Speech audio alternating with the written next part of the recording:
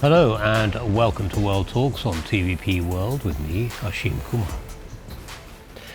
The Financial Times reports that the United States has been assisting Ukraine with intelligence for long-range drone strikes on Russian energy infrastructure, part of what officials call a coordinated effort to weaken Moscow's economy and push Vladimir Putin toward negotiations. Washington reportedly helps Kyiv with assessments for targets deep inside Russia.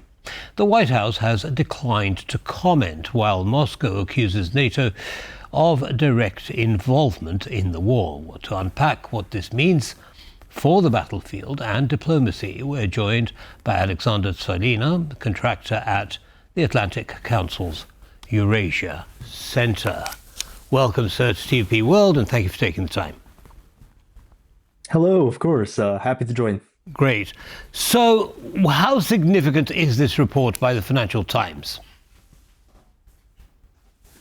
I think it's very significant. As you mentioned, there has been no open confirmation by the United States, but I've read through the report and there has been multiple sources, obviously not allowed to comment on it officially due to the sensitive matter of the report. But it basically outlines that Ukraine selects the facilities and then the U.S. partners provide intelligence of vulnerabilities on these facilities.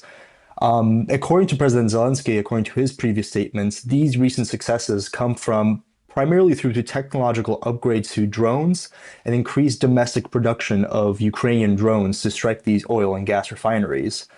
And the results have been honestly incredibly striking, if you pardon the pun. At least 16 of Russia's 38 oil refineries have been struck. Ukraine has launched at least 28 attacks on Russian oil refineries since the start of this August. And this has led up to 20% of lost fuel production capacity for Russia. And it's important to note that this fuel capacity production goes into not only the Kremlin's war machine that it uses to continue its brutal aggression against Ukraine, but also as a main source of economy for both the Russian military and also the Russian domestic sector. We're seeing the pain at the gas pumps in occupied regions such as Crimea, which has now enacted rationing for gas at the pump. And this has the overall effect of bringing the effects of the war home, as many Russians continue to be shielded in both social media and on television about the effects of the war. Right. And this not only has a material impact, but also a domestic impact. Understood. Now, I want to talk about Ukraine's military development internally and the impact that it's having on the war. But I want to go back just for a second to the sharing of intelligence by the United States. Now, this isn't new, is it? I mean, the US has been sharing intelligence with Ukraine since the beginning of the war, satellite information and so on. What's so different about this? Yes, the report also states that this development is not particularly new, but the open reporting of it is due. The report states that this has been going on from at least midsummer. And it is now well into October, and Ukraine, as we see, has made the most of this intelligence sharing and of these increased strikes against Russia. I think the main thing that it symbolizes is this sort of change of tone from the White House on Ukraine. We remember early on in this year, after the very contentious first Oval Office meeting between President Trump and President Zelensky, there was a brief pause of aid and of this critical intelligence for Ukraine. I believe it's notable to go back and really consider how far this United States and Ukraine relationship has come since then. Just recently, this past September, President Donald Trump posted on Truth Social that Ukraine, with the support of the European Union and Western partners, is in a position to win all of its territory back, and that Russia is a paper tiger with a flailing economy that is buckling under wartime pressures. The recent developments of this open intelligence sharing and the president's belief that Ukraine is in a position to truly cause pain to Russia and to gain its territory back, I think, goes hand in hand to proving how close this relationship is and how much it has changed in the past couple of months. Understood. Now, do you think it's close enough for President Trump to approve the export of Tomahawk missiles to Ukraine? for deep range attacks? That, I believe, is still under negotiations. The current the current method of arms delivery, as proposed by the president, has been mostly focusing on the NATO funding scheme, in which NATO partners and countries buy weapons from the United States to then, for example, shift and transport to Ukraine. We have seen this with the Patriot missile defense system. And maybe in the future we will see something similar for the Tomahawks, but as of right now, that is inconclusive. Right.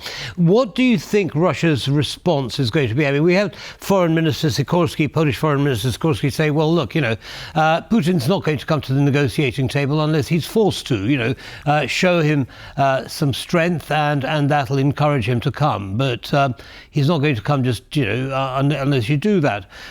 Do you think that this is the kind of pressure that will bring Putin to the negotiating table?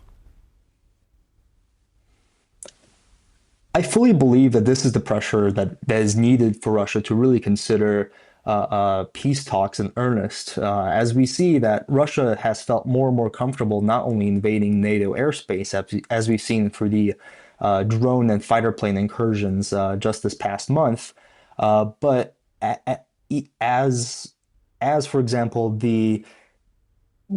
let me backtrack a little bit. The main reason is if Russia believes it can ask, if Russia and Vladimir Putin believe they can act without impunity, with impunity on these specific matters, such as incursions into NATO territory or continued airstrikes on Ukraine, and additionally completely sidelining President Trump's peace efforts after the Alaska summit.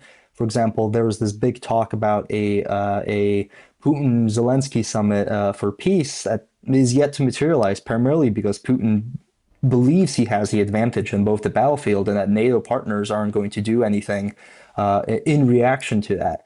And I believe that sort of this concrete action, as we've seen proposed by Sikorski, as you mentioned prior, who also mentioned that that it has come out in favor of shooting down Russian aircraft, which is something that Trump supported with his one-on-one meeting with President Zelensky. These are things that Russia will take seriously. These are actions that will show NATO and allied resolve, and also show Russia that it cannot act with impunity on both Ukrainian and NATO territory.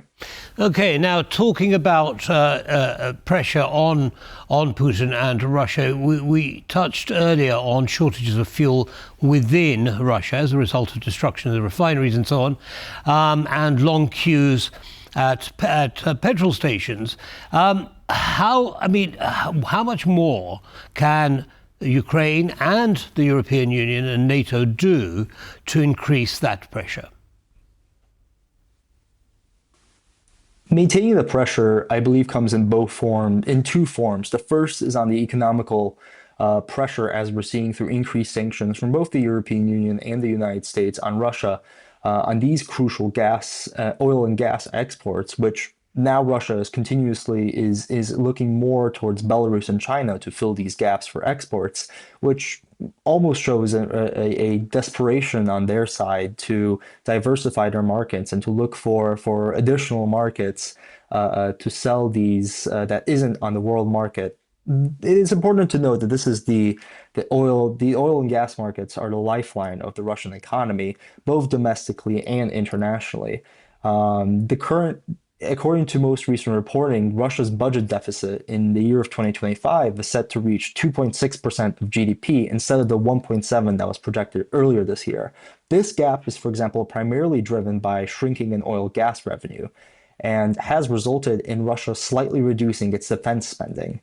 As I mentioned before, this has also led to domestic tensions where 1 in 50 gas stations in Russia are now unable to supply gas reliably.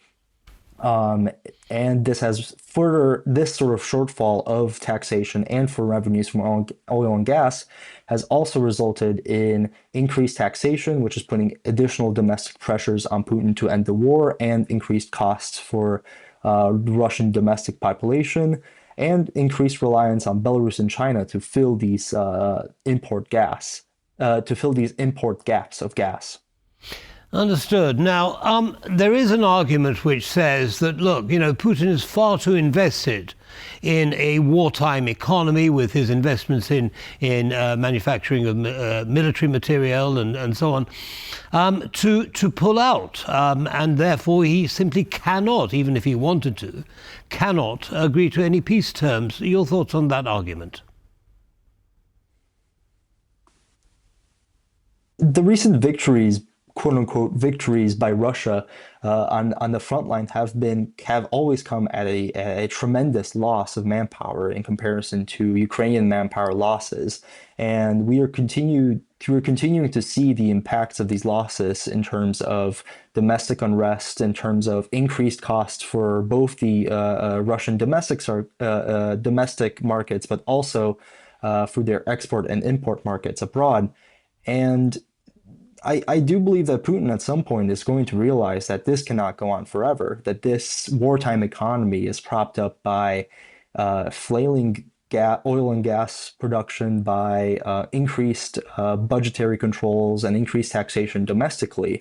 And as a result, this economy is an economy that cannot sustain this sort of conflict and this invasion long term, especially considering Russia's continued status as a pariah state in prospects of trading and international recognition.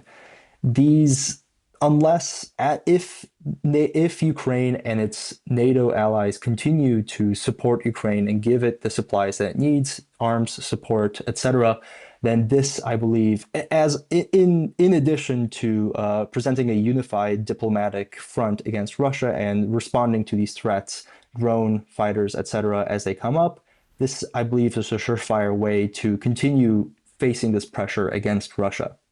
Right. Well, I hope the sooner that Russia comes, or Putin comes to sue for peace, the better for everyone. Aleksander Cwalina, thank you very much indeed for sharing your analysis with our audience. Have a good day.